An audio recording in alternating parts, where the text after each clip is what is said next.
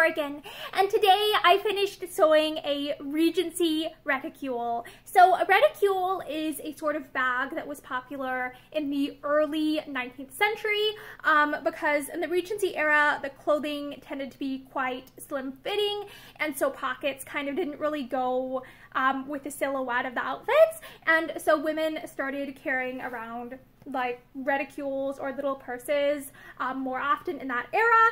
And I ended up deciding to make this because my sister, she had this fabric left over from a previous project, and I saw this and was like, oh, I think I could make something out of this. And I'm going to end up surprising her with this, I think. I don't think she's seen it yet. I don't think she knew that I was working on this, so I'm really excited to see her reaction. And I followed a pattern called the Procrastinator's Purse Pattern. It was by the Pragmatic Costumer. I think it's available for free online.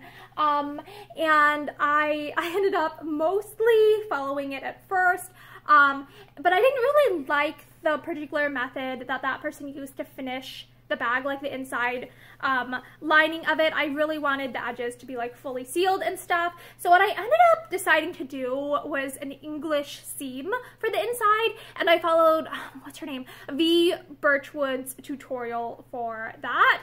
And I think it produced a very like clean finish on the inside. Oh, and also, oh my gosh, something that was really like fun and kind of a new technique that I used on this project as well was I made these tassels, these tassel things.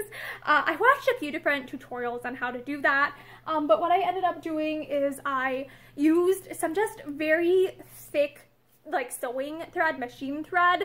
I think this is, I'm trying to remember what weight this is, if this is a 12 weight or a 30 weight, but it was very thick machine sewing thread, and I wrapped it around like an embroidery spool, like I think it was like 100 times total to get the amount of like little fibers for the tassel. And then I ended up like cutting that, and for some of them, like the ones at the bottom, I like did a loop to be able to sew it onto the bottom there, and I ended up sewing that like on the inside.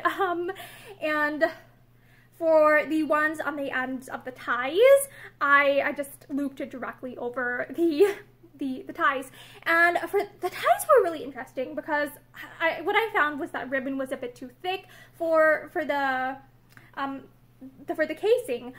So what I ended up doing was a single crochet, like finger crochet, loop some yarn, and that created more of a rounded string that I thought would still be kind of sturdy, but still fit in the casing.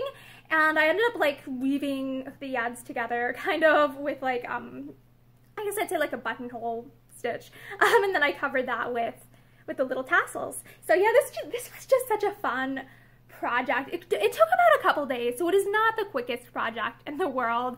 I know that I probably could have done it quicker if I didn't care about like the finishing, the details, etc. But I'm really proud of how this turned out, especially considering the fact that this was all made of stuff that was already in the house.